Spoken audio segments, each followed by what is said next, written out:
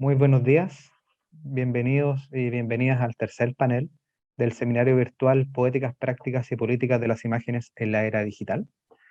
Esta iniciativa es organizada desde la ciudad de Concepción, en el sur de Chile, por un equipo conformado por académicos y estudiantes de la Facultad de Comunicación, Historia y Ciencias Sociales de la Universidad Católica de la Santísima Concepción.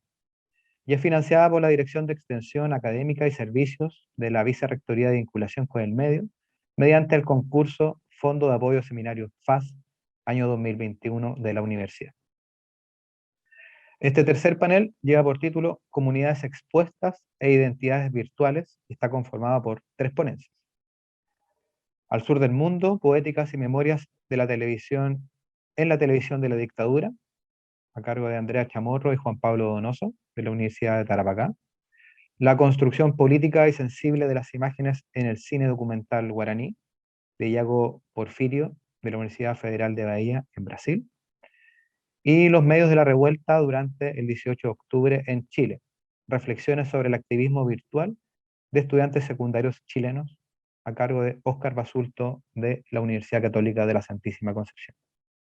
Mi nombre es Manuel Rivera y soy académico del Departamento de Ciencias de la Comunicación, también de nuestra universidad, y voy a moderar esta mesa de conversación. A continuación vamos a comenzar con las presentaciones, pero antes les recuerdo que después de las 3 ponencias abriremos un espacio de diálogo para que los y las expositoras puedan responder sus preguntas. Mientras tanto pueden ir dejando también sus consultas y sus comentarios en el botón de preguntas y respuestas que encontrarán en la parte inferior de Zoom. Estas también las pueden hacer a través del chat, pero como generalmente ahí se incluyen distintos tipos de información, las preguntas se pierden o cuesta identificarlas. Entonces les pido que por favor dejen sus preguntas y comentarios específicos en el botón que hay para aquello.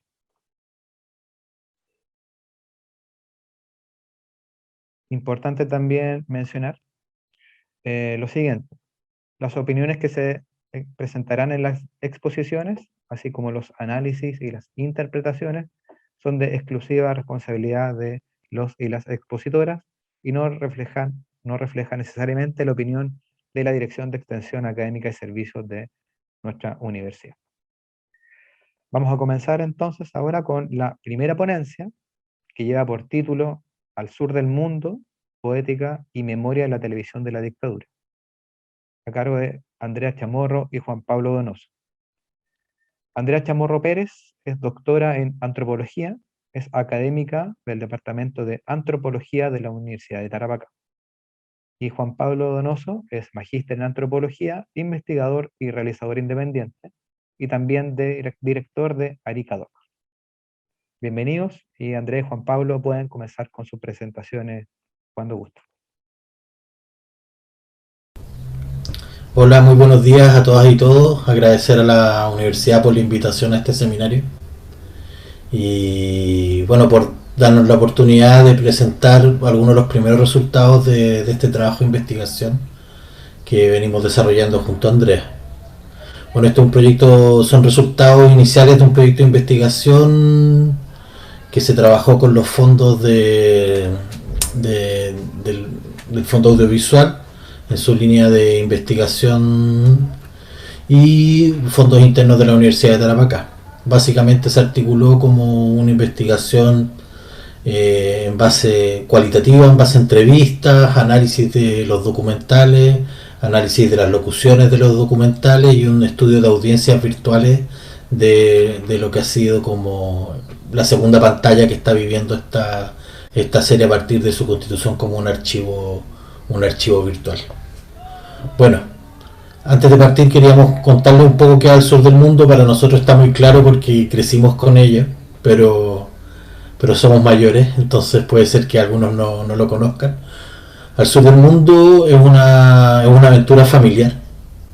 En el corazón de la serie nos encontramos con la familia Gueda, migrantes de segunda generación italianos en Temuco, en plena región de la Araucanía. De los Gueda, el primero en acercarse a la televisión fue Máximo, que formó parte de la primera generación en los años 60 de periodistas que se capacitaron para la producción audiovisual con con Manuel Calvelo cuando se funda Televisión Nacional de Chile. Y el segundo que se acerca a la televisión es Francisco Gueda, futuro director de la serie, que se capacita en el ICIRA, que es el Instituto de Capacitación e Investigación de la Reforma Agraria, también durante el gobierno de la Unidad Popular, para realizar televisión educativa. Bueno, el golpe de Estado de 1973 quiebra la trayectoria vital de ambos. Máximo es detenido desaparecido por la DINA en 1974 y Francisco se exilia en Venezuela, en donde se dedica al desarrollo con diferentes universidades de Venezuela de televisión educativa. Bueno, en 1980 Francisco retorna a Chile junto con su esposa Silvia Quiroga, que también había sido capacitada en televisión educativa y que a futuro sería la productora ejecutiva de la serie, y junto a sus hermanos que habían quedado en Chile, Juan Carlos y Manuel, ambos biólogos y fotógrafos, comienzan a desarrollar el proyecto de lo que sería El Sur del Mundo, muy inspirado en lo que eran las series naturalistas que empezaban a tener gran audiencia a partir de los trabajos que desarrollaba la BBC desde la década de los 60. La serie es contratada por la señal de la Pontificia Universidad Católica.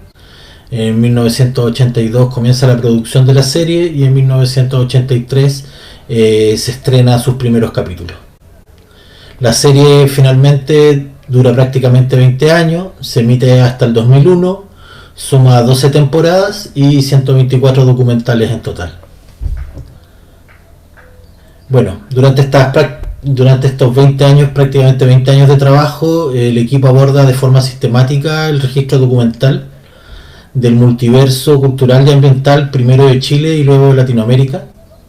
En las temporadas más tardías comienzan a recorrer México, Ecuador, Bolivia, Perú, Nicaragua, de forma también sistemática de trabajo, y logra constituirse como un corpus bastante importante y quizás en la serie documental más longeva que ha existido en la historia de la televisión chilena.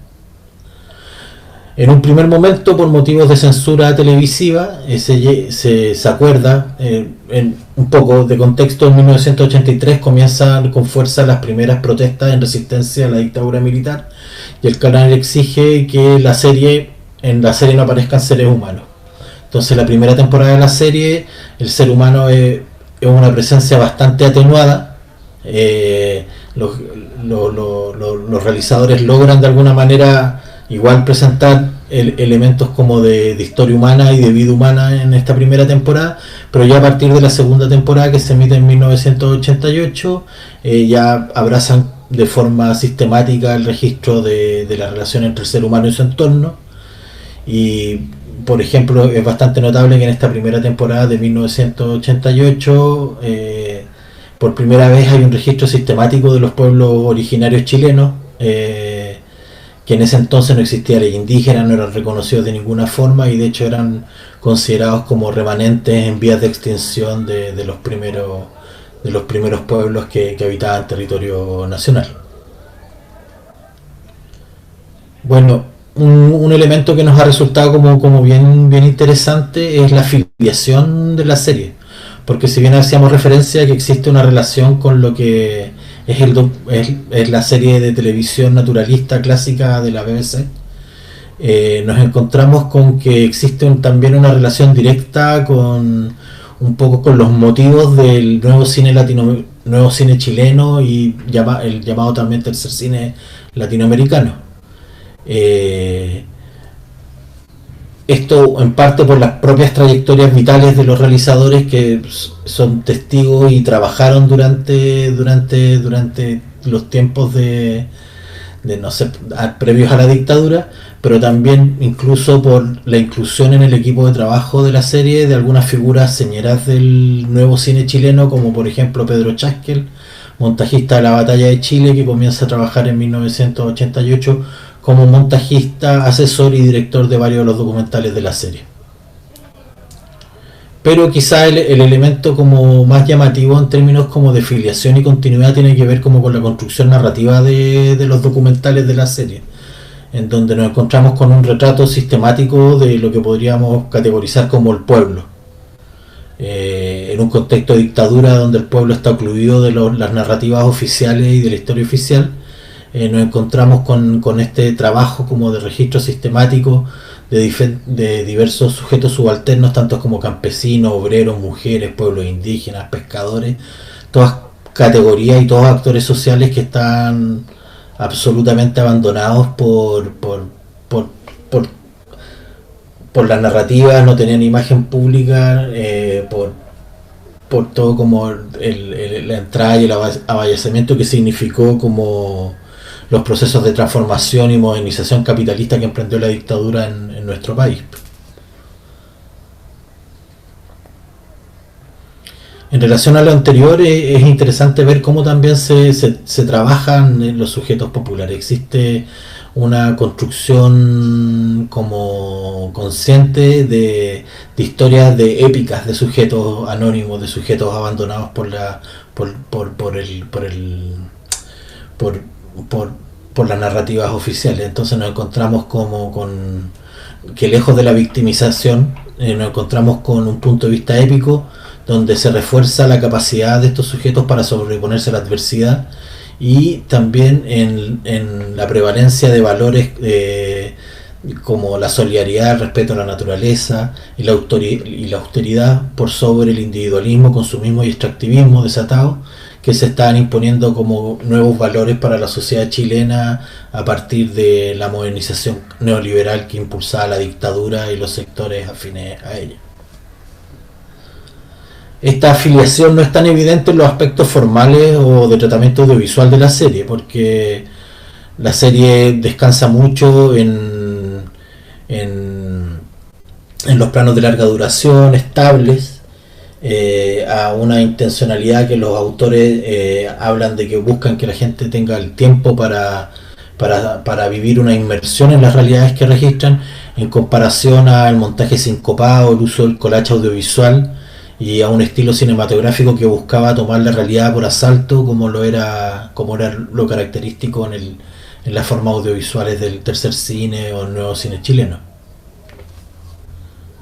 Pero quizás lo más importante en esta afiliación es justamente que a pesar de dichas diferencias formales o de tratamiento de la imagen y el sonido, Al Sur del Mundo comparte el punto de vista crítico y reflexivo del tercer cine, además del compromiso explícito con los segmentos excluidos de la sociedad chilena que caracterizaban al nuevo cine chileno. Claramente no es lo mismo, pero planteamos que la serie se configuró como un camino de continuidad en un momento de oscuridad y quiebre en las tradiciones cinematográficas chilenas, donde no existían escuelas de cine y donde la producción cinematográfica era muy difícil. De alguna forma, en este sentido, Al Sur del Mundo fue un camino de una continuidad para la producción del cine documental en nuestro país. De hecho, es de destacar que muchos documentales de Al Sur del Mundo participaban en festivales de cine. De los primeros premios ya son del año 88, que empiezan a ganar festivales de cine etnográfico y cine científico en Europa y otros países. Bueno, queríamos invitarlos a ver ahora un primer fragmento de Al Sur del Mundo. Es cortito, son 4 minutos, se llama Los Últimos Pehuenches. Vamos a compartir en el chat de la presentación el enlace para que puedan verlo de la mejor forma posible, y pasados los primeros 4 minutos los esperamos de vuelta para seguir con la presentación.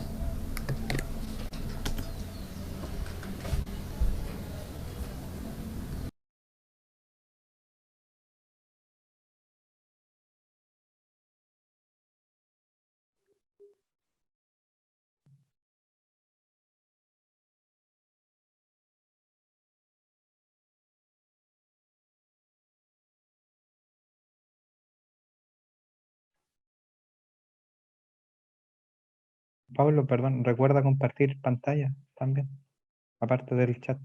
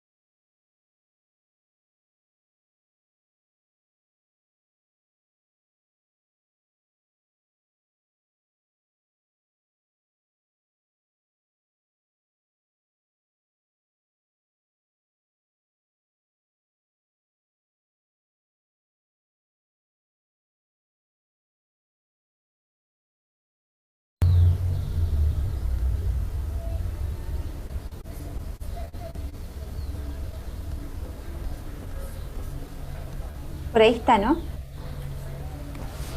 Por ahí debería estar. Bueno, este documental se estrena en la temporada de 1988, en plena dictadura militar. Habla de un proceso de masacre y exterminio que fue la campaña del desierto que emprendieron el general argentino Roca para expulsar a los pueblos originarios del sur de Argentina, de La Pampa, y en este proceso muchos de los sobrevivientes huyen y se refugian en la zona de la alta cordillera chilena. Muy similar también al mismo proceso que se estaba realizando por el lado chileno en, la, en la mal llamada pacificación de la Araucanía. Entonces es bastante notable como es bastante evidente que hay una referencia metafórica al proceso de exterminio que estaban viviendo también el pueblo chileno por parte de la dictadura en ese momento.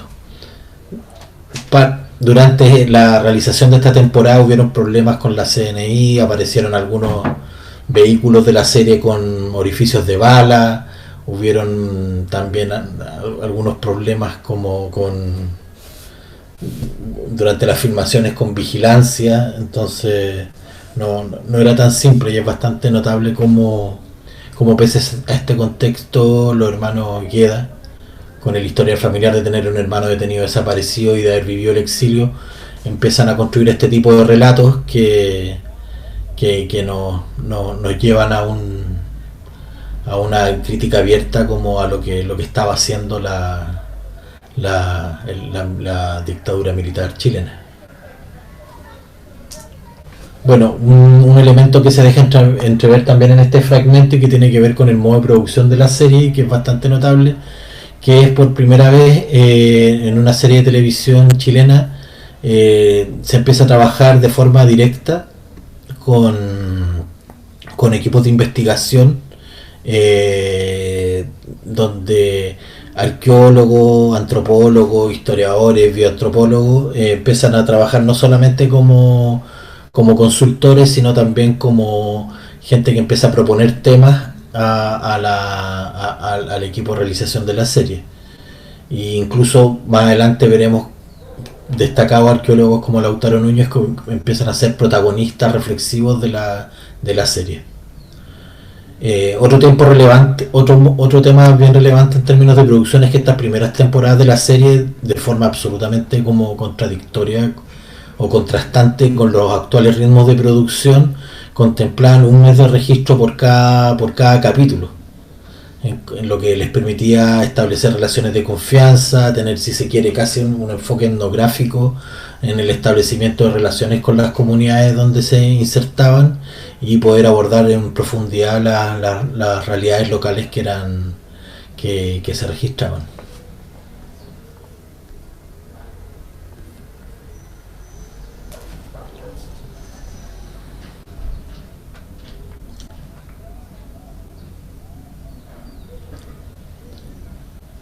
Juan Pablo, Sí, continúo. por favor. Sí. Bueno, quedan ya casi 5 minutos, como para ir como redondeando un poco lo que acaba como de exponer Juan Pablo en relación a la serie. Queríamos compartir con ustedes un pequeño verso, unos par de versos, que es de un poeta chileno que se llama Jorge Teillier. Um, Me acabo de dar cuenta que hay un error acá con la Jorge con G.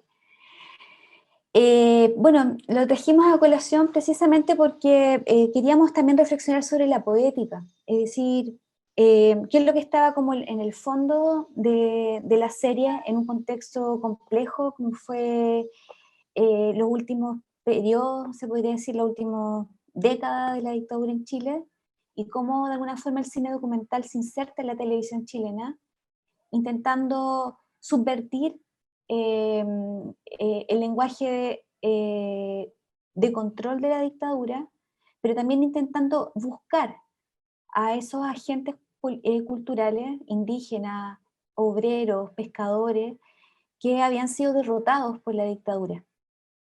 En este sentido, si bien Al Sur del Mundo comparte esta afiliación con el nuevo cine latinoamericano, en la perspectiva como de la búsqueda de una identidad cultural latinoamericana y poder poner en el centro las luchas sociales de los sujetos populares e indígenas, nos parece que en este caso se trata de un relato del retorno, en donde la serie nos va llevando a través de un viaje muy largo, desde el 82 hasta el 2000, digamos, un periodo como de casi 2 décadas, nos va conduciendo por un camino en el que se construye una épica, pero ya una épica de lo cotidiano, una épica donde aparecen sujetos rurales de un país que había sido como arrasado por la violencia, la dictadura.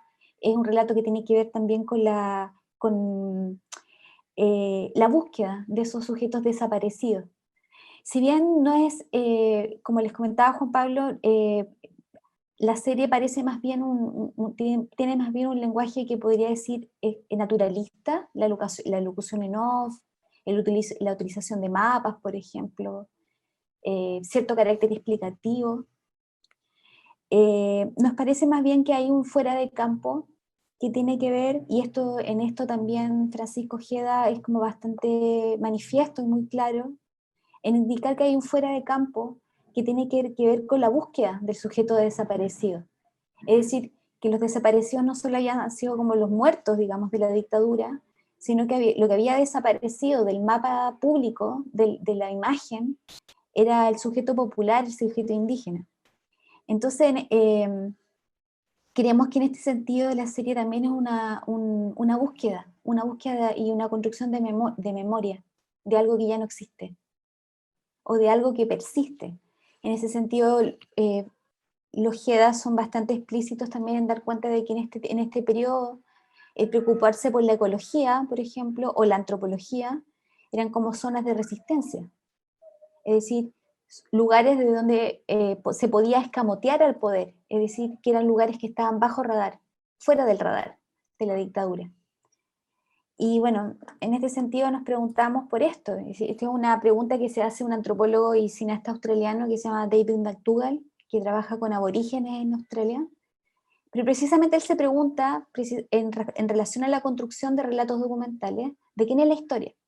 Si la historia es del cineasta o la historia es de aquellos que son representados. Y en este sentido, McDougall plantea que los documentales están como poseídos por los sujetos. Es decir, que existe una relación estrecha, casi corporizada, entre el representado y el director. Por lo tanto, el relato audiovisual también se transforma en un lugar de apropiación y un lugar de enunciación, y que ya no es la enunciación del autor, digamos, del director, sino que son los propios sujetos quienes se poseen la pantalla y que se apropian de la pantalla en la perspectiva de que son conscientes de que el film o la película eh, dialoga con una audiencia. Desde esta perspectiva es interesante pensar tanto en la agencia de los JEDA, de poder instalar a sujetos populares e indígenas en la pantalla chica, pero con un lenguaje de la pantalla grande, que es el lenguaje documental, y por otro lado, cómo los sujetos populares, o los sujetos entre comillas subalternos, reutilizan la pantalla chica para poder posicionar sus propias historias, y que son historias de sobrevivencia, historias de relación con el ambiente, historias de despojo. En este sentido que nosotros propusimos, bueno, en el resumen, nos parece muy claro de momento la idea de la cosmopolítica. La cosmopolítica es un concepto también trabajado por antropólogos y también epistemólogos, y que refiere a esta idea de que es poner una pausa. Y esto es interesante porque la serie, los Jedas intentan, a través de las tomas largas, por ejemplo, también subvierten la velocidad que tiene el lenguaje de la televisión, por ejemplo. Entonces hay una temporalidad otra que se lleva a la pantalla chica y que permite poner una pausa. ¿no? Ellos dicen que respirara, es decir, que los sujetos pudieran expresarse a través de la pantalla y que la audiencia pudiera respirar ese tiempo otro. En este sentido se trata de un tiempo de copresencia. No es un tiempo lejano, remoto, ubicado en otro lugar, que es como, digamos, es la perspectiva bien clásica del cine etnográfico, sino más bien de un tiempo compartido, ¿no? Un tiempo de luchas cotidianas. Entonces, en ese sentido, nos pareció interesante poder traer esta idea de la cosmopolítica y de quién es la historia, precisamente para pensar cómo los otros se apropian de la pantalla y cómo es posible introducir temporalidades otras a través del cine y la televisión. Bueno, lo dejamos hasta acá porque ya llevamos 24 minutos. Quizás para finalizar, una última referencia con respecto a lo que decía la Andrea. Por ejemplo, parte de los registros de los últimos pehuenches que vimos ahora fueron utilizados por las comunidades de Trapa Trapa en procesos de reivindicación territorial que fueron judicializados en la década de los 90. También lo que comentábamos al principio, todo este corpus documental se encuentra en su gran mayoría hoy en día subido de forma pirata o por los mismos realizadores del sur del mundo en plataformas virtuales como YouTube, y ha habido todo un tema de apropiación y reapropiación en esta segunda pantalla que tuvo la serie en las plataformas virtuales con respecto a la nostalgia, al territorio, al reconocimiento incluso familiar de quienes aparecen en las series, que supera incluso ampliamente lo que pasó cuando comenzó a exhibirse televisivamente. En un momento en los 88 que no sé, pues las antenas de televisión no llegaban a todo Chile y la serie solamente se veía en la zona central. Así que, bueno, eso corresponde un poco al estudio de audiencias que estamos haciendo de forma paralela en esta investigación y que justamente da cuenta de eso, de los procesos de apropiación contemporánea desde la virtualidad de algo que ya tiene prácticamente 40 años de vida. Así que muchas gracias. Muchas gracias, Andrea, Juan Pablo, por la exposición. Ya están llegando las consultas. Bueno, ya Juan Pablo algo mencionó sobre la primera pregunta que había llegado. Recuerden hacer sus preguntas y las vamos a ir respondiendo al final también de las tres ponencias. Ahora daremos paso a la segunda ponencia, que se titula La construcción política y sensible de las imágenes en el cine documental guaraní. El expositor es Iago Porfirio. Iago es doctorando en Comunicación y Culturas Contemporáneas en la Universidad Federal de Bahía, en Brasil, becario doctoral del Consejo Nacional de Desarrollo Científico y Tecnológico, periodista, magíster en Comunicación, investigador del Grupo de Investigación NANUC, LAF, del posgrado en Comunicación también de la Universidad Federal de Bahía, en Brasil. Iago, puedes comenzar con tu presentación cuando gustes. Sí, gracias. Antes que nada, quisiera agradecerles. Y bueno, voy a presentar mi ponencia en portugués, pero mis diapositivas están traducidas, no se entiende. Y bueno, y también quedaré con la cámara cerrada para asegurar una buena conexión, porque mi internet está molesto. Voy a compartir mi pantalla y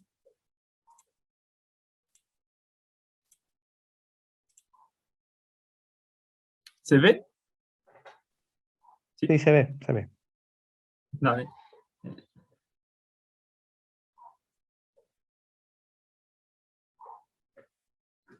Bom, a proposta desse artigo está vinculada à minha pesquisa de doutorado, que é um trabalho de investigação sobre a construção política das imagens em torno da formação dos coletivos de cinema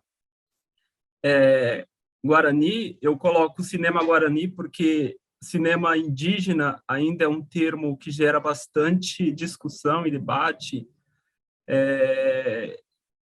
né, no sentido assim de homogeneizar as culturas, né, dos povos originários, porque eu vejo que tem vários cinemas, né, tanto no Brasil, entre os povos Guarani, os povos Machacari, Yanomami, né, como na América Latina também, como foi trazido na primeira ponência, né, com os Mapuche. Então, só para demarcar um pouco, eu coloco, né, o cine documental entre os Guarani, porque é o meu foco de estudo, assim, trabalhar essa investigação em torno da formação dos coletivos e das alianças políticas que esses povos fazem na América Latina, Brasil, Bolívia, Argentina, como a gente vai ver, entre a etnia Guarani. Bom, alguns caminhos para ir pensando essa proposta de um estudo político das imagens é a articulação e essas alianças políticas, como eu disse, do audiovisual como uma ferramenta política e também como um lugar de disputa, como colocou o Cláudio Celes Bueno na abertura da palestra, na palestra de ontem, né, desse congresso, porque me interessa pensar o uso do audiovisual enquanto instrumento de luta também. E, por outro lado, a forma sensível e política das imagens, que eu vou falar também aqui hoje, entrelaçadas com uma cosmovisão, a cosmopolítica, né, que eu chamo de cosmopolítica das imagens. Ou seja, a cosmologia, o interesse é saber como que a cosmologia ameríndia, ela adentra a forma fílmica por dois caminhos. O primeiro deles, por via da linguagem audiovisual eurocêntrica, né? Os modos de fazer, os modos técnicos e estéticos também, por sua vez, que vão garantir, né, um gesto poético. E, por outro lado, são as formas e redes de transmissão dos conhecimentos tradicionais, ou seja, como essa cosmologia ela vai adentrar, ela entra em uma forma fílmica.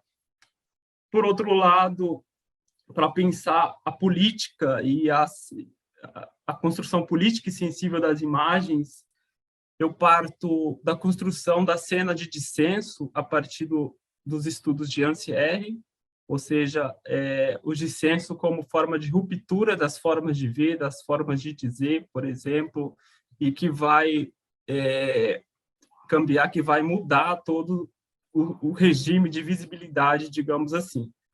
Por outro lado, uma outra argumentação que eu sustento na minha ponência é que essas imagens políticas e sensíveis em torno dos povos ameríndios,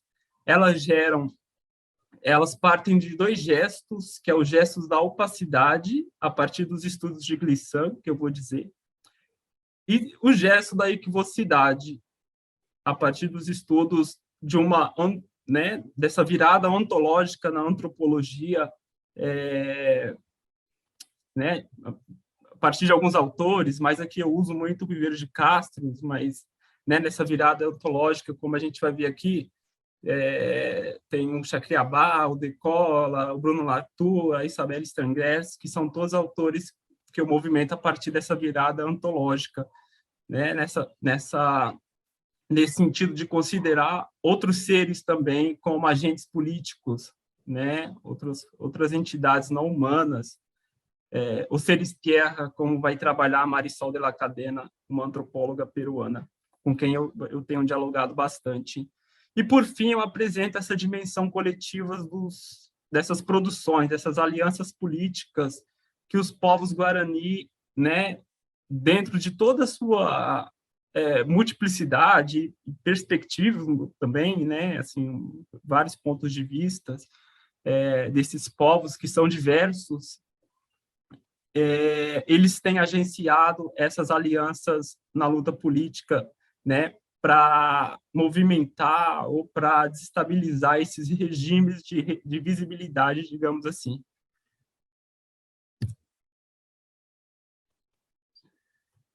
Então, eu trago esse debate a partir de dois gestos da produção documentária entre os povos Guarani.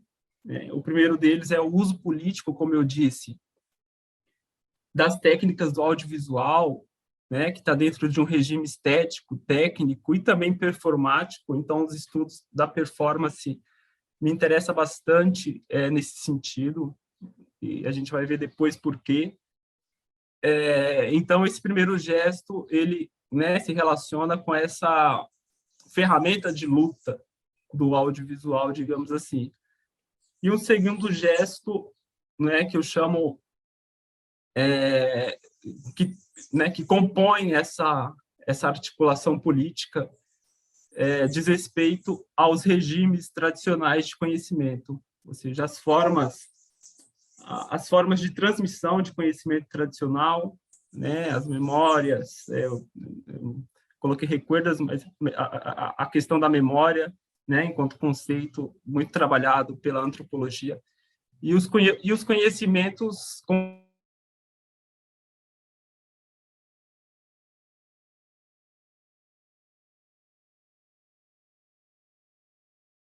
do audiovisual enquanto uma técnica e o regime tradicional dos conhecimentos dos povos ameríndios, né, eu vejo, estão nessa dimensão do visível e do invisível também, da imagem, né, para a gente pensar essa política da imagem, que política e construção sensível da imagem é essa. Eu vejo que temos que partir por esses dois regimes, né, do visível, do não visível, do que é dito, do que não é dito, né, retomando um pouco da palestra de ontem também, da abertura. Então, esses são alguns autores com os quais eu dialogo para pensar essa questão de uma filosofia política da imagem, né, o Rancière, o Didier Huberman e a Maria José Montan.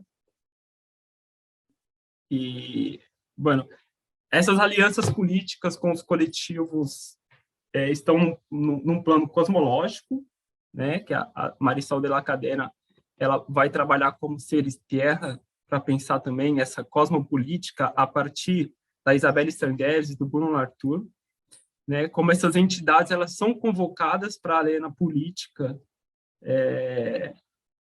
né, como agentes de mudança também. Um problema que a gente tem enfrentado aqui no Brasil são os duros ataques e perseguição, né, vendo essa exposição da primeira ponência, é um reflexo também do que o Brasil tem vivido hoje com uma política genocida, né, com o atual governo de Jair Bolsonaro.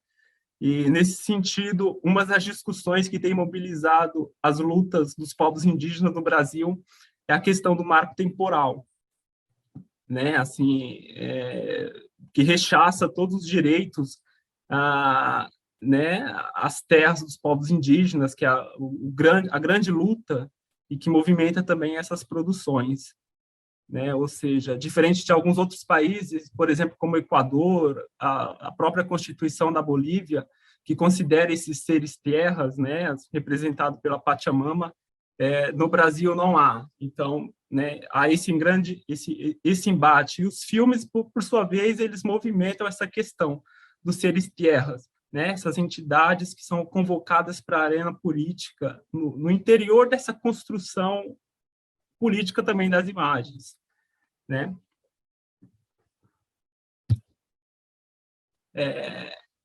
Então, essas imagens elas não estão numa ordem de uma representação, né, falando aqui resumidamente, senão de um vivido que é compartilhado. Então, aí a gente, né, a gente começa a perceber que essas produções coletivas elas dizem respeito também a uma forma de vida que é coletiva, e o próprio processo fílmico também é coletivo, o processo de ver com, de filmar com, né, o processo de montagem e edição, a montagem como um lugar que vai desmontar as imagens nesse processo coletivo, né, que é criativo também. E, por sua vez, essa noção de autoria ela se desloca para a noção de coletivo, né? Então, é um coletivo humano dos povos, coletivos não humanos também, né? Que eu reivindico e estudo nesse sentido, ou seja, esses seres tierras que participam também, por sua vez, ainda que estão num plano de invisibilidade, do invisível da imagem, eles participam dessa produção, né? Então, aí eu uso alguns conceitos de multinaturalismo, o perspectivismo também, né, da antropologia, da virada ontológica da antropologia, para pensar esse universo de subjetividade e subjetivação política dos coletivos. Aí, pensando um pouco do que eu trago a partir da construção sensível e política da imagem, né, eu parto dos estudos de Emmanuel Corsia, que vai tratar um pouco dessa questão da vida sensível da imagem, né? Ou seja, a gênese da imagem está na sua vida sensível, e também na sua partilha do sensível, né? Assim, dos que não têm partilha, por exemplo, dos povos que não têm partilha nessas decisões da arena política, por exemplo, como vai dizer o Rancière na questão, né, de partilhar o sensível. Então, a forma sensível corresponderia a esses seres tierras, a essas entidades, né? Ou seja, esses espíritos, na cosmologia Yanomami, né? Seriam o Chapiri, o que seja, né? Assim, as forças da natureza, que são convocadas como sujeitos e agentes para a própria esfera política, né? Ou seja, mas essa participação, ela se dá num gesto, né, de opacidade e de equivocidade também, quando agem dentro desses filmes, como a gente vai ver. Vai ficar mais claro depois que eu vou tentar apresentar um trecho. Então, né, entendo a cosmopolítica, como já foi dito aqui, né, pela Andrea Chamorro, como uma prática que corresponde a novas formas de pensar a política, que não vai se restringir somente aos humanos, né? Eu acho que essa é a grande proposta da virada ontológica na antropologia, mas a participação também de seres não humanos, como vai trabalhar a Isabelle Stangers, né, que é uma cientista, uma filósofa da ciência, digamos assim, e como a Chamorro já disse aqui, a antropologia tem se apropriado muito fortemente desse conceito, muito em razão também de um outro conceito, que é o conceito de antropoceno, né, que é alguns estudiosos falam que é esse período geológico, né, no qual a gente vive. Ou seja, a abertura cosmopolítica, então, como abertura às cosmologias dos povos originários, né, que vai, por sua vez, admitir essa maior diversidade de seres, de formas de vida, que vai mais além dessa dicotomia natureza e cultura, como pontua o Bruno Latour. Então, essas imagens, elas geram uma cena de dissenso, como vai colocar o Rancière, né, que mobilizam e disputam espaços que vão além dessa dimensão geográfica, por exemplo, né? Mas também com os modos de representação e de autogestão das suas próprias visibilidades, né? Os seus regimes de configuração do sensível,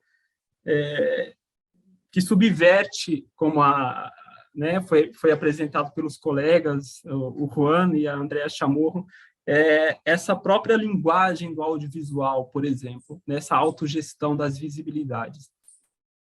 Então, o princípio da política, partindo desse princípio da política, como coloca o Rancière, que é o da igualdade, cujo efeito, né, dá por um desvio específico, que é uma ruptura das formas sensíveis da comunidade, o que ele vai dizer, né, o que ele coloca como dissenso. Então, estudar a cena dissensual, a cena de dissenso nessas imagens políticas, nos ajuda a entender essa perturbação do sensível, né, essa modificação singular do que é visível, do que é dizível, do que é contável. Não sei se fica claro. Falando rapidinho da opacidade, do equívoco, que são dois conceitos com os quais eu venho trabalhando, né? A partir desse entendimento do perspectivismo ameríndio, que é um conceito trabalhado por Viveiros de Castro, que é essa noção de múltiplos pontos de vista sobre a realidade. Então, vejam, se estamos trabalhando com a noção da Marisol de la Cadena de ser Espierra, né, essa multiplicidade de entidades que, por sua vez, vão fazer parte da construção política dessas imagens, elas apresentam esses variados pontos de vista, entendem? Ou seja, diferentes pontos de vista que vão compor o próprio mundo, né, para pensar essa ontologia terrestre, essa questão do antropoceno e também, né, da cosmopolítica. Então, nesse gesto de transmissão e circulação dos saberes, né, há a opacidade. Então, eu tomo emprestado esse conceito do Edouard Glissant. A opacidade, né, assim, esses povos, ao reivindicarem essa opacidade, né, essa multiplicidade do sensível, digamos assim, ao mesmo tempo reivindicam uma opacidade, né? Eu trouxe aqui uma cita de Glissant, que é importante para entender isso, ou seja, as opacidades elas podem coexistir, convergir,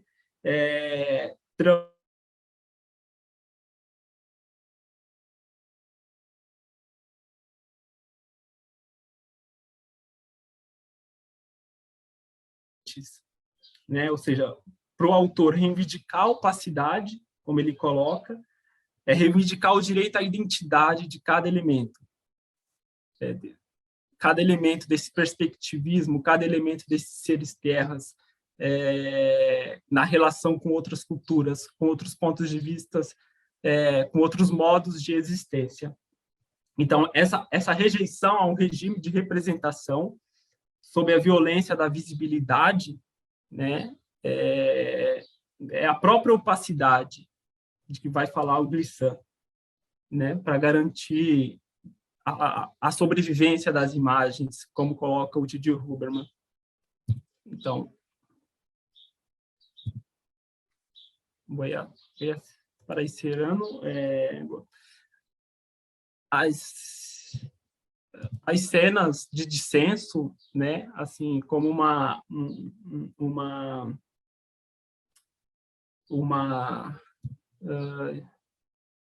assim, o equívoco, sem deixar de passar pelo equívoco, que é esse outro conceito. O equívoco nas imagens é pensar, então, a partir de que, assim, pensar o equívoco nas imagens é considerar que nem tudo que se mostra é de algum modo visível, como eu disse, né? Ou seja, na relação com os saberes tradicionais que se movem, que se movimentam nessas imagens.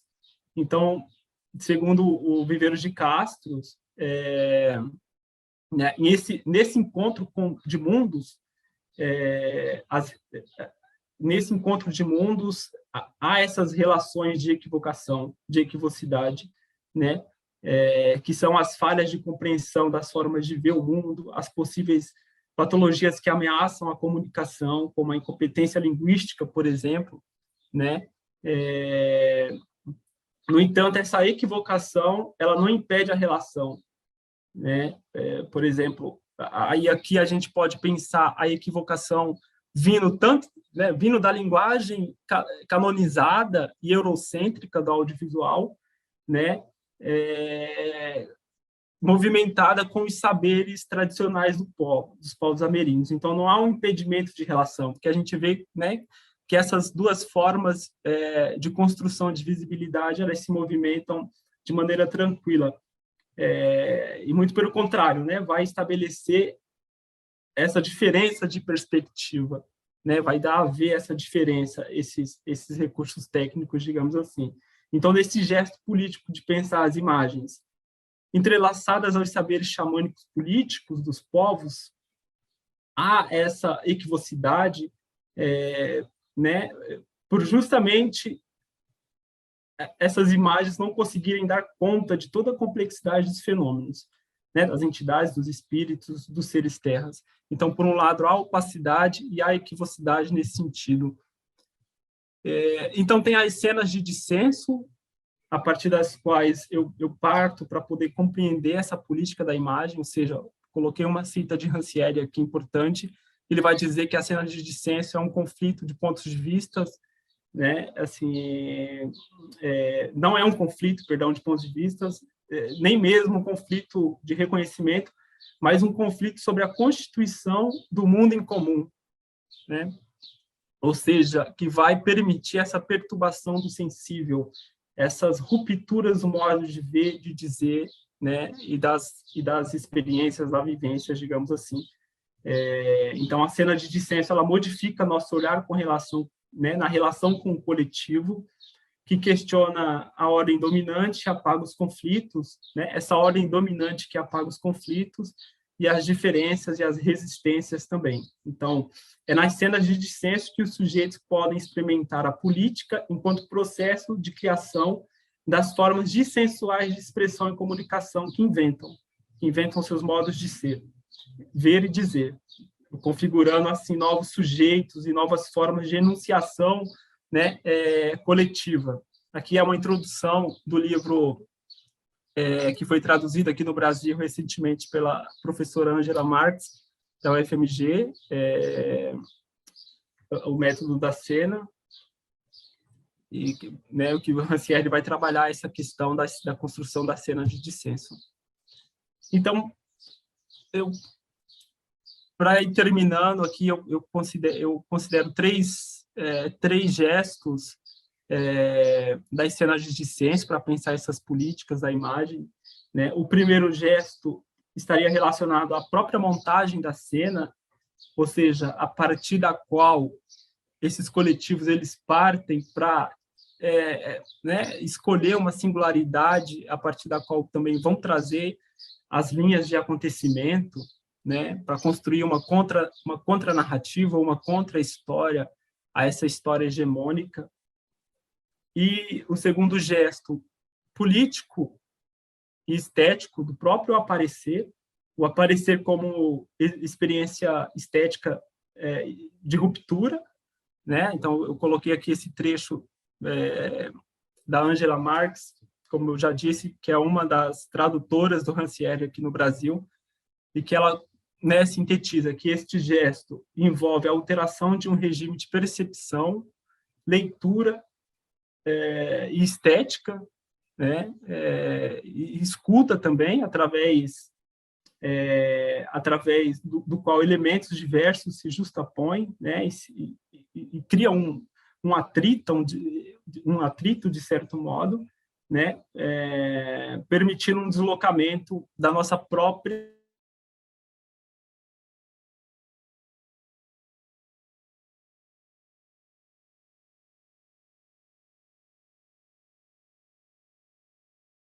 de Rancière, que é a teatralidade da cena de dissenso, ou seja, o gesto de fabular como uma potência criativa que vai estabelecer um rompimento com a realidade, né, reposicionando os corpos, os deslocamentos das imagens, que mudam a forma como se explica o acontecimento, né, ou seja, seria uma criação do outro imaginário na relação com outras temporalidades e espacialidades, né, como também já foi colocado pelo Juan e pela Andrea Chamorro aqui no início. Então, eu parto desse conceito de fabulação também a partir do Rancière, como criação de novos imaginários que vão romper com as hierarquias, né, das representações e das imaginações hegemônicas. Não sei como estou de tempo. Estamos un tanto justos, Iago. Falta Pasado, yo muito? creo. Sí. No, estamos ya en el límite. Pasado. Ah, yo diría. sim. Não.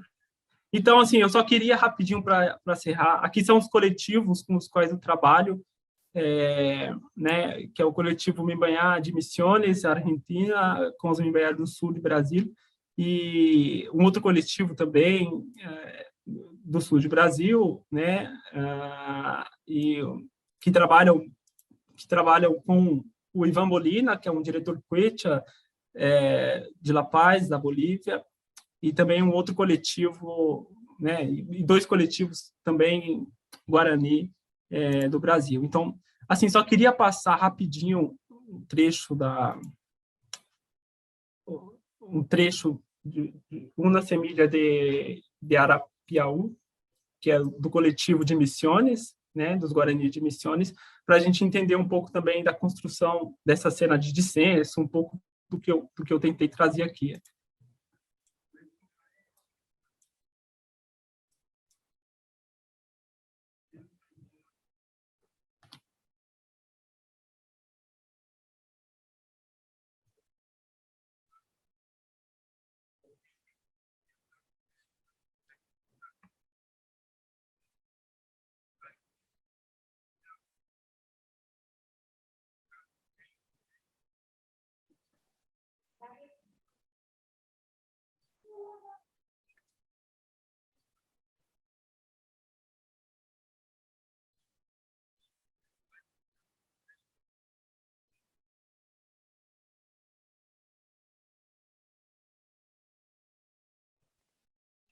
Y hago, perdón, pero Bueno, se sigue viendo tu presentación PowerPoint. Tendrías que así, compartir el video. Sí, tendrías que salir de ahí y luego abrir el video.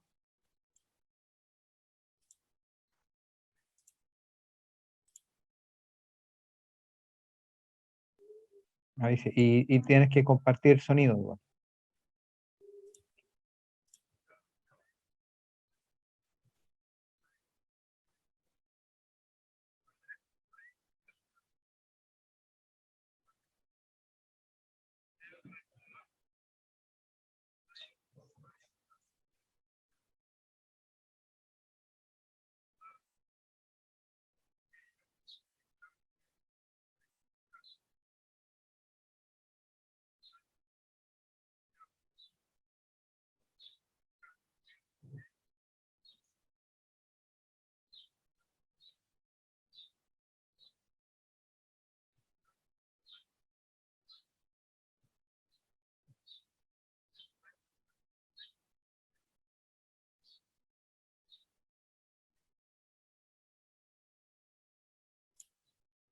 bueno, es eso, me quedo por acá y disculpen.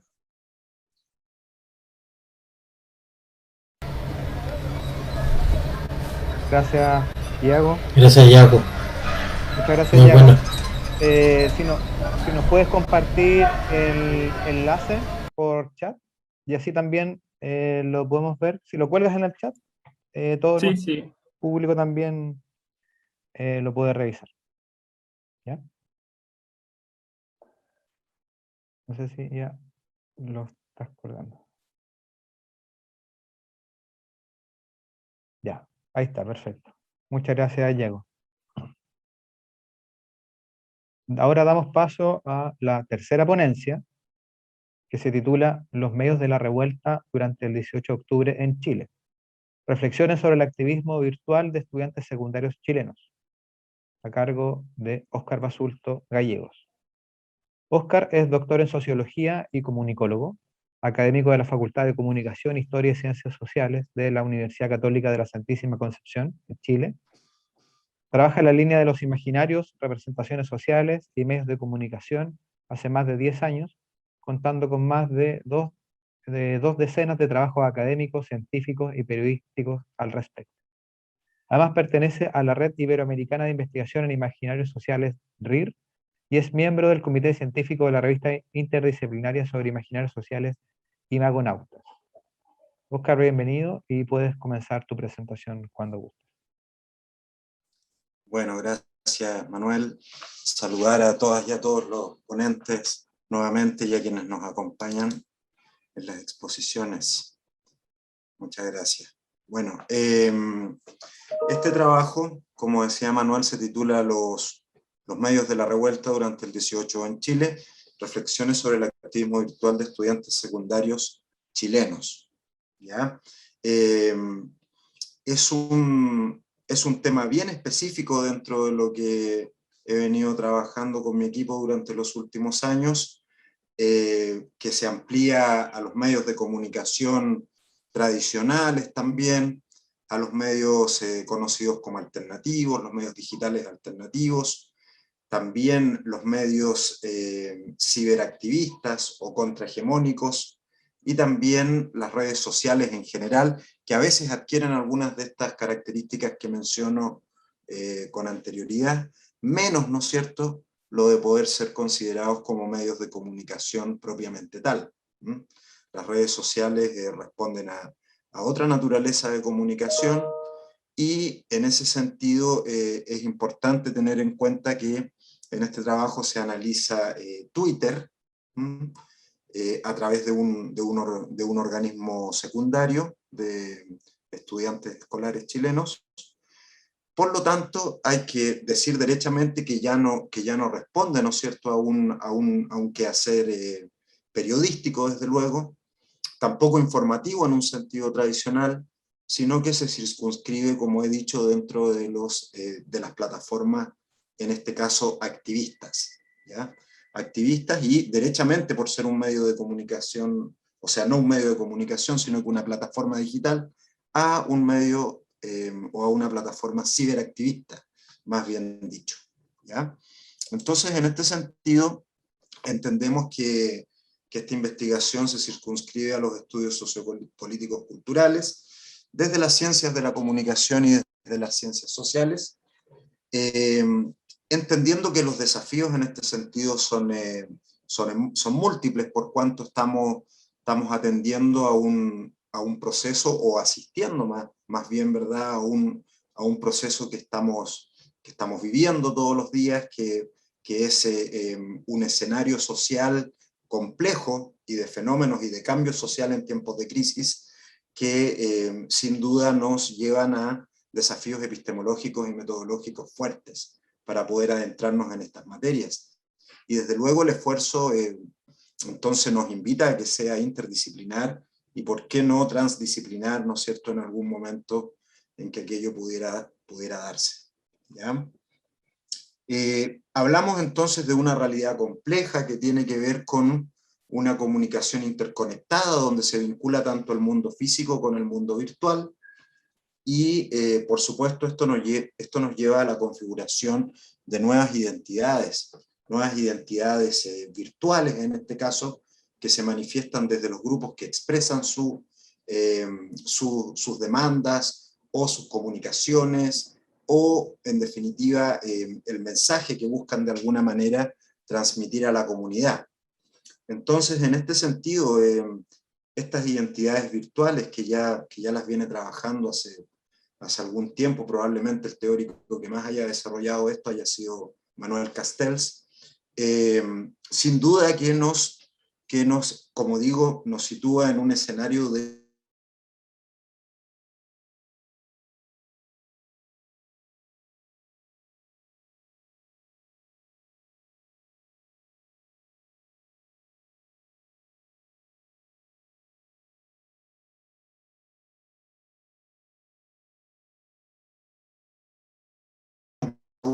que ahora me sitúo específicamente en el escenario chileno, aunque sin duda es un fenómeno mundial, a que cada vez nuestras comunidades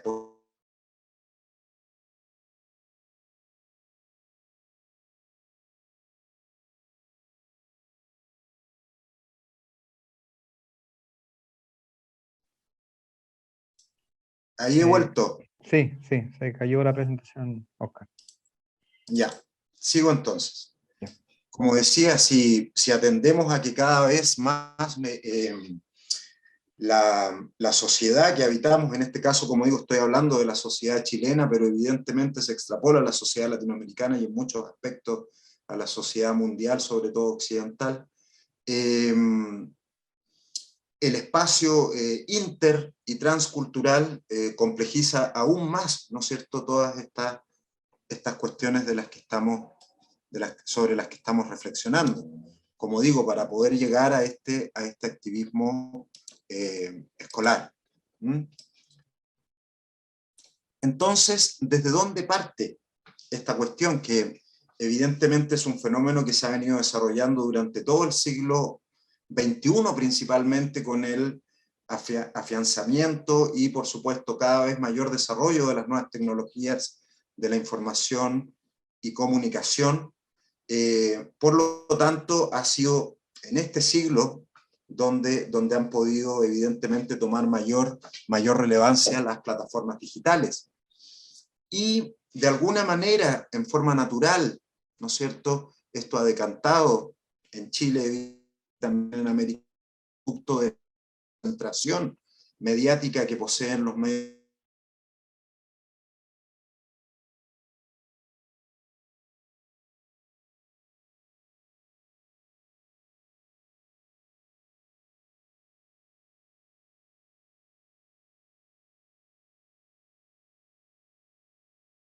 digitales. Entonces, de alguna manera buscan disputar las voces oficiales,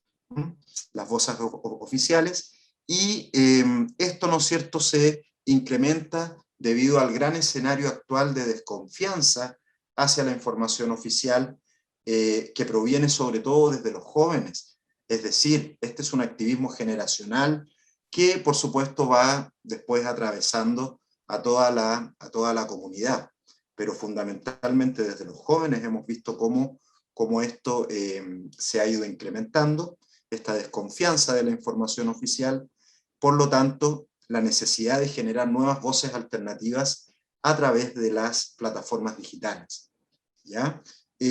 Fundamentalmente esto se ha dado, aquí hay algunos datos de algunas encuestas, en Facebook, WhatsApp, y también en el estallido social también adquiere relevancia Twitter. Por eso es una plataforma que también hemos considerado.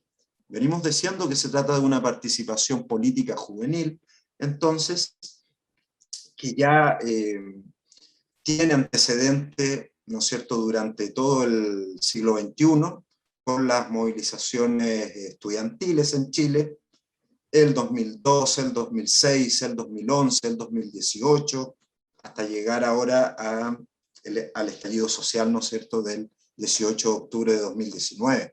Y por supuesto que se ha venido construyendo en ese sentido una forma de organización de estos movimientos sociales, estudiantiles o juveniles en red. Entonces hay un aprendizaje en el tiempo sostenido que nos lleva a que evidentemente en el estallido social esto se haya dado con tanta naturalidad y que evidentemente haya estado tan bien organizado por parte, como digo, de los movimientos juveniles. No solo para plantear sus mensajes, sus demandas, para poner, ¿no es cierto?, nuevos temas en la agenda, sino que también para ir de la mano con la organización colectiva, tanto en las calles, como digo, es decir, el activismo tradicional, como al mismo tiempo ir de la mano con el activismo virtual. Los medios de comunicación, como he dicho, tradicionales desde su voz oficialista, han perdido mucha legitimidad. Hay muchísimos estudios, ¿no es cierto?, referente a esto, tanto en Chile como en América Latina. Aquí planteo algunos autores chilenos que plantean el tema, y algunas encuestas que hablan entonces, como digo, de esta caída de credibilidad o de legitimidad de los medios de información oficial, ¿ya? Y evidentemente esto aumenta en los jóvenes, como he dicho, en forma bastante acelerada desde el año 2011, el 2018 y por supuesto ya en el estallido social de 2018. Entonces, para entrar en el ámbito de los casos que vamos a mostrar de Twitter, nos hacemos las siguientes preguntas para, en el análisis, ir reflexionando sobre aquello. Es interesante reflexionar sobre el nexo entre juventudes y redes sociales, por una parte, del que ya venimos hablando, en los usos activistas que ellos hacen de las plataformas intentando responder a cuál fue la posición político-discursiva que tomaron las voces activistas de estudiantes secundarios, secundarias en el marco de la revuelta social de octubre en Twitter, ¿Cuáles fueron las emociones y contenidos que buscaron movilizar en dichos espacios virtuales? Con estas interrogantes, entonces, vamos a avanzar hacia los casos que presentaremos ahora. Casos de la Asamblea Coordinadora de Estudiantes de Secundarios, de la ACES, en Chile, y veremos, como dijimos, tres expresiones en tweet. Una es la evasión del metro, la otra es no estamos en guerra, y la otra es la postergación de la PSU, no más PSU, ¿no es cierto?, que es la prueba de, o era la prueba más bien de selección universitaria en Chile hasta este año 2019. También señalando que es importante decir que hay una reflexión, ¿ya? Si bien, como hemos dicho acá, los propósitos no son informativos en un sentido tradicional, sino que son activistas, ¿ya? Pero de igual manera hay un debate público, es decir, aquí no estamos hablando de un mensaje masivo para las masas y de alguna manera intentar generar una opinión pública en términos sesgados. No, sino que es una visión, es una voz disidente, desde luego una voz alternativa, pero que se plantea desde esa perspectiva y bajo ningún punto de vista busca atribuirse, ¿no es cierto?, una categoría de verdad, ni mucho menos, ¿no?, sino que, insisto, es un planteamiento alternativo a las voces oficialistas que muchas veces han intentado hablar desde la verdad. Entonces, hay una discusión en red de un público que está pensando, ¿no es cierto?, y que está siendo crítico en este sentido. Entonces vamos, como les dije, vamos viendo el primer hito. Uno de los primeros hitos reconocidos de las protestas sociales de octubre de 2019 es la evasión de las estaciones del Metro de Santiago, que comienza en la segunda semana de octubre. Luego del anuncio de alzas del pasaje en 30 pesos chilenos, poco antes de la quincena, la ACES realiza un llamado generalizado a la población a no pagar el pasaje del metro, a través de los hashtags evasión todo el día, evasión masiva, que se difundieron a través de Twitter e Instagram. El día 18 de octubre de 2019, las protestas se intensificaron y por la tarde se cerraron paulatinamente varias estaciones, hasta llegar a inhabilitar completamente la línea 1 del metro.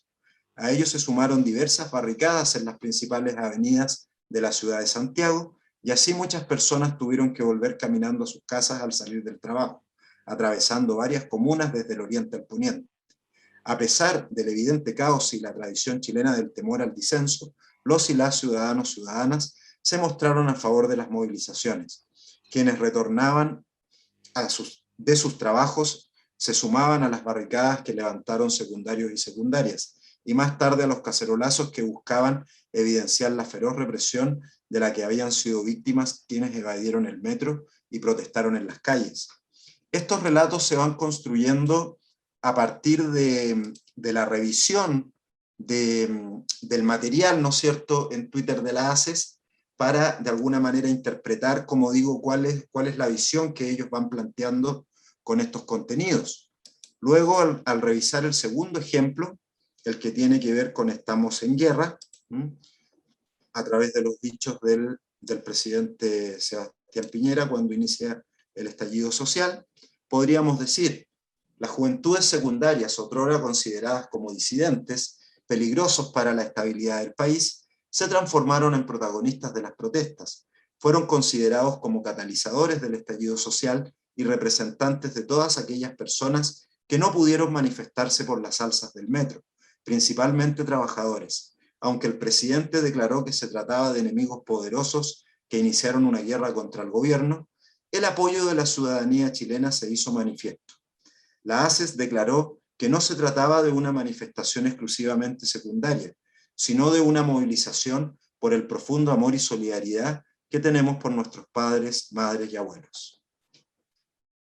Y el tercer caso que vamos a compartir, como decíamos, tiene que ver con la cancelación de la prueba de selección universitaria. Y en este sentido podemos decir que la ACES comienza a concentrar sus energías en tensionar el proceso de la PSU, manifestando que el contexto de descontento era el escenario indicado para cuestionar un ingreso desigual a las universidades chilenas, a través de una prueba de selección segregadora que solo beneficiaba a las estudiantes que pertenecían a estratos socioeconómicos altos. La manifestación provocó una seguidilla de postergaciones en las fechas de la evaluación, tomas de establecimientos y hasta la suspensión de la prueba de historia por una filtración. El resultado concreto de estas manifestaciones fue la eliminación de la PSU y la creación de una prueba de transición para las próximas 2 generaciones de estudiantes en Chile. ¿Ya? Entonces, sin duda que estas acciones fueron bastante,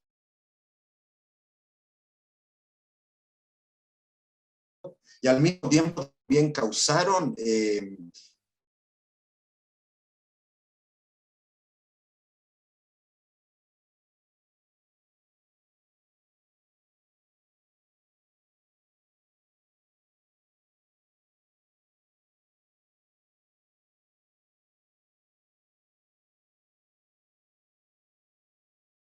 ya han llegado para quedarse y tienen una potencia central en los movimientos sociales de hoy en día. Y para terminar, algunas reflexiones finales que las voy a leer de igual manera para no salirme del foco. Estamos frente a un campo de investigación en proceso, de configuración, que requiere permanentes reflexiones y esfuerzos por comprender la protesta social ciudadana.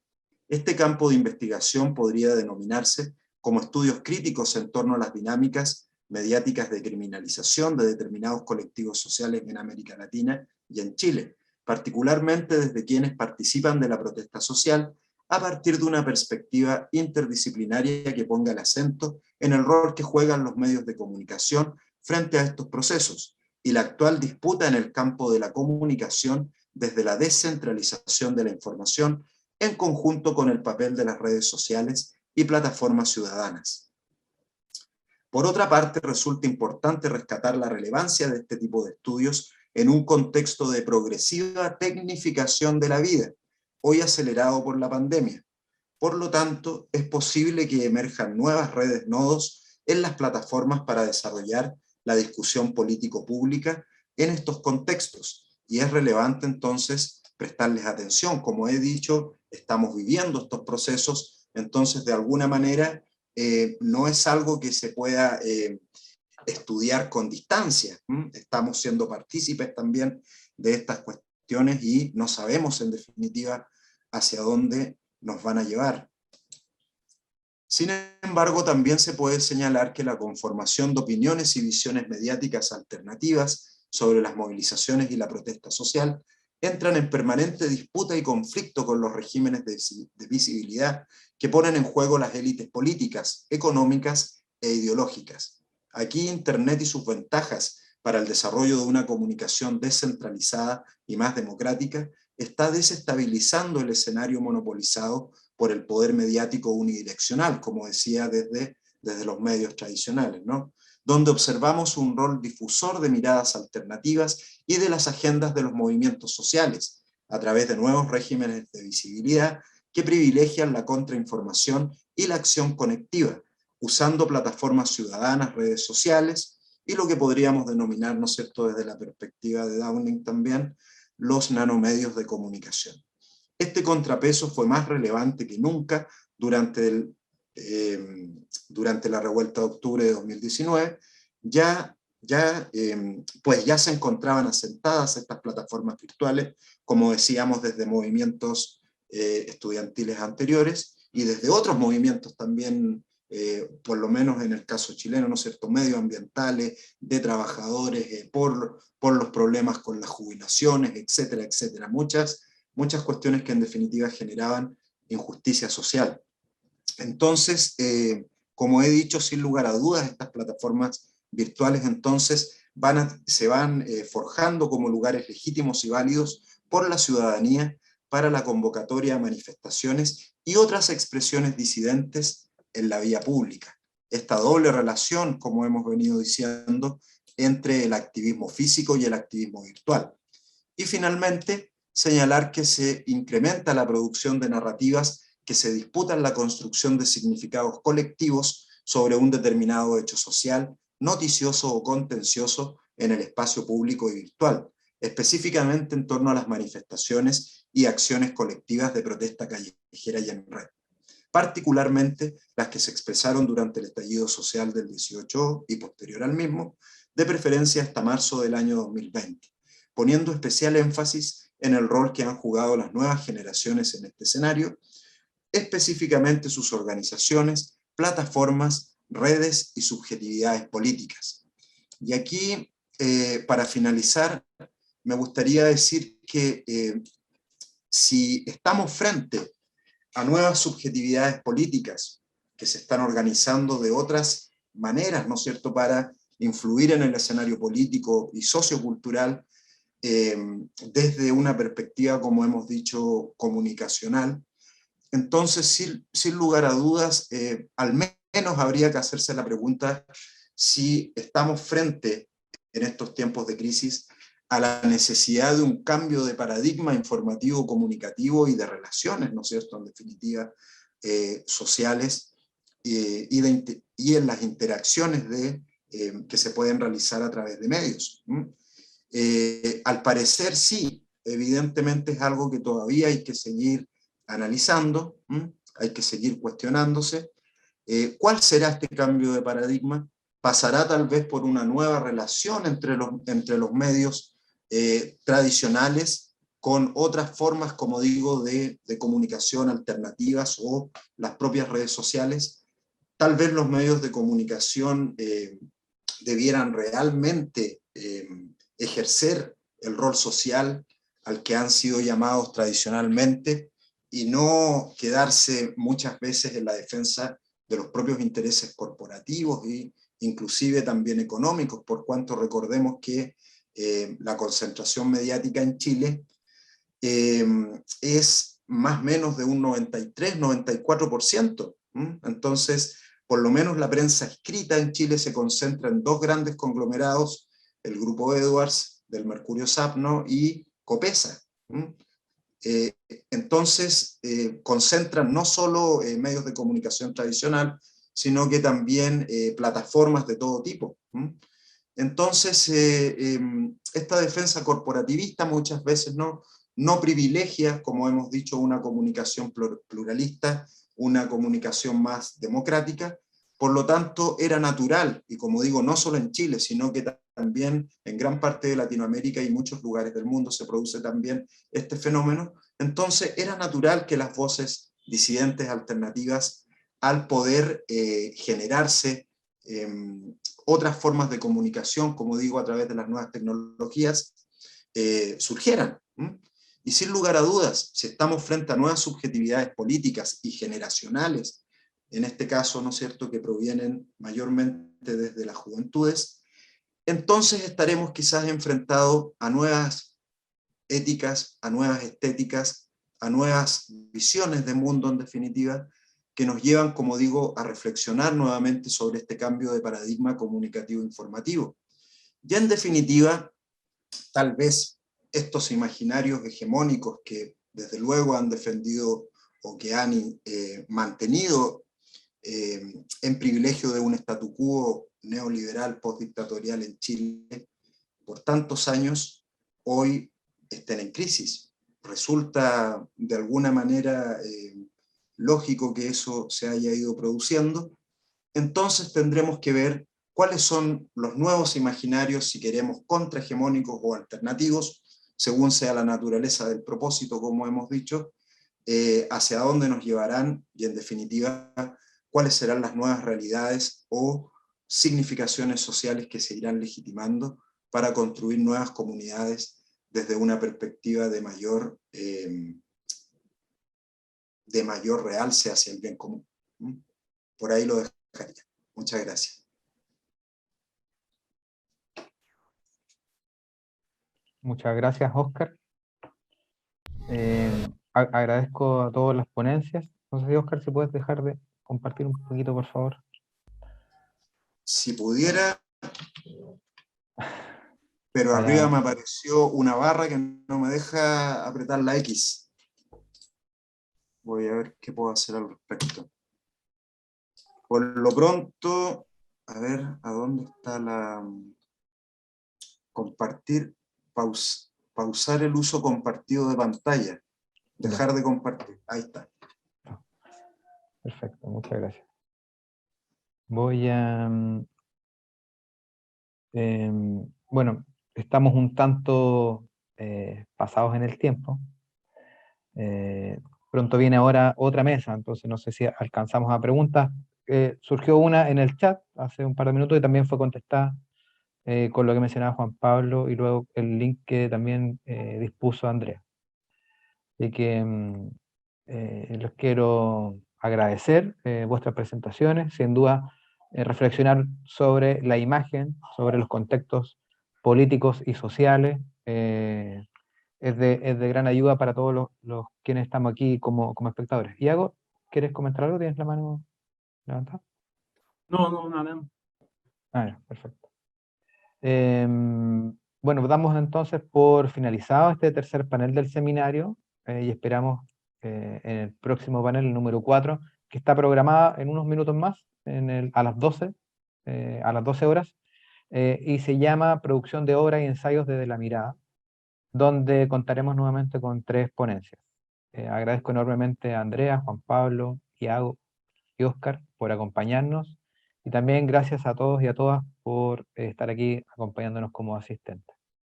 Nos vemos prontamente en unos minutos. Juan Pablo quiere comentar algo.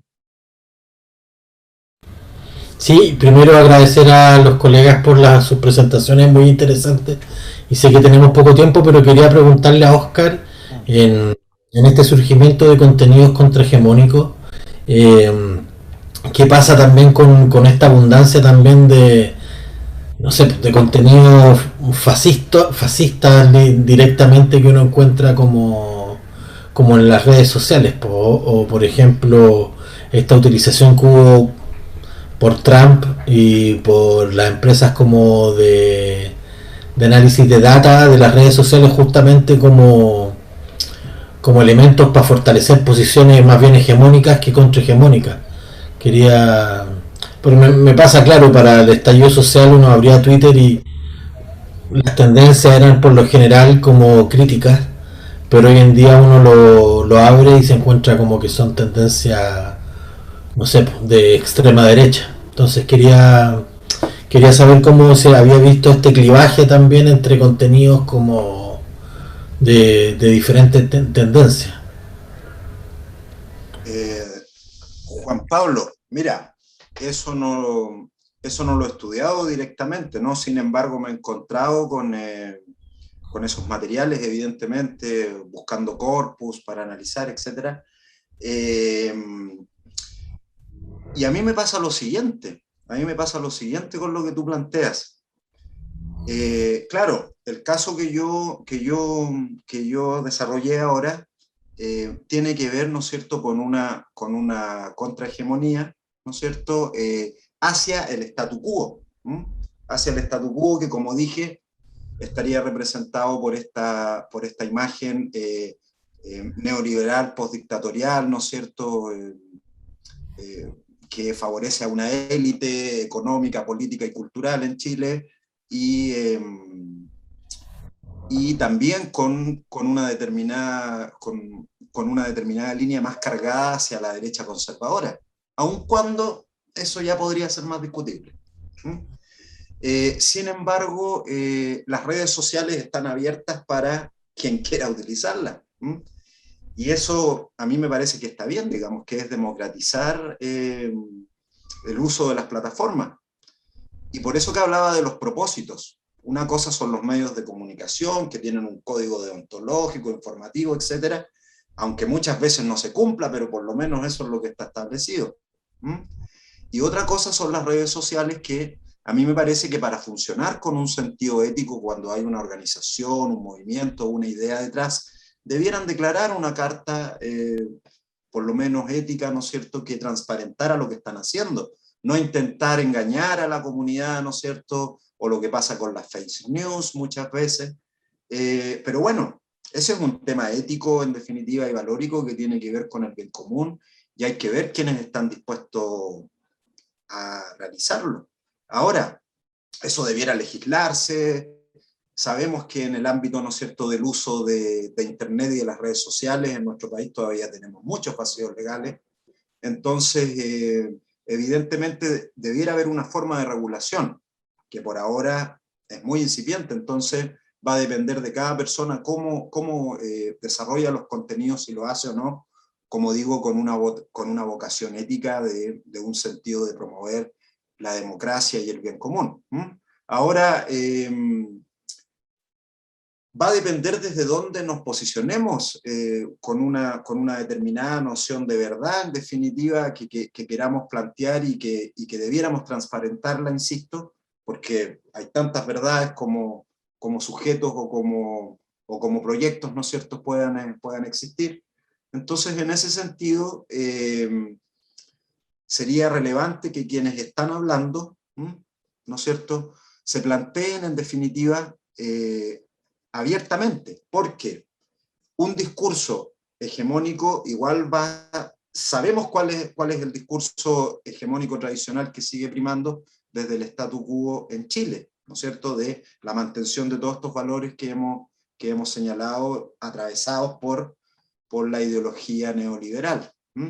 Entonces, cuando uno se plantea como contrahegemónico, se puede ir a una vereda contrahegemónica que no quiere mantener, ¿no es cierto?, este statu quo en esta dimensión en la que existe, planteando otro modelo, pero también puede ser contrahegemónico, y creo que tú así lo decías también podría ser contrahegemónico cuando se va a una vereda radical, porque no es el statu quo que tendríamos en ese caso. Irse a una vereda más radical, en un sentido, por ejemplo, de que el mercado todavía tuviera mucha más prevalencia, de que todavía, ¿no es cierto?, las libertades individuales estuvieran mucho más restringidas, de alguna manera también sería contrahegemónico, pero en un sentido, ¿no es cierto?, radicalizado de la hegemonía que existe actualmente. Por eso que los cambios, de alguna manera, frente a la crisis social que estamos viviendo, que busquen una visión alternativa, disidente, pero en promoción de un bien común, ¿no es cierto? Es decir, tal vez en ese sentido tendríamos que hablar de un imaginario dominante como pudiera ser la democracia, Si queremos mantener la democracia, entonces probablemente no vamos a poder ir por ideas radicales. Entonces ahí hay que ver hasta qué momento podemos hablar de contrahegemonía, ¿no es cierto?, o de otro tipo de visiones que a veces están disfrazadas, ¿no es cierto?, porque el discurso y la configuración de la significación social, en definitiva, da para todo. No sé Claro, si de alguna manera aclara tu... y pienso un poco también en esta como aparente democratización que implican las redes sociales, porque sabemos el tema de los bots, sabemos que si tienes recursos tú puedes pagarle a Facebook, puedes pagarle a Twitter, puedes pagarle a Instagram para que vayan colocando tus contenidos con preeminencia. Entonces, Exacto. siento que también creo que no es necesariamente un movimiento hacia la democratización en el acceso a la comunicación masiva. Creo que está ese riesgo también. Sí, sin duda. Ahora, si me preguntas a mí, yo prefiero que se hayan metido con fuerza en las redes sociales. Estimado, A que no lo hayan hecho. Estamos absolutamente Sí. pasados el tiempo, y ahora en 5 minutos comienza el siguiente panel. Sí. Entonces, Bueno, es una conversación que nos da para otra mesa, otro seminario el próximo año.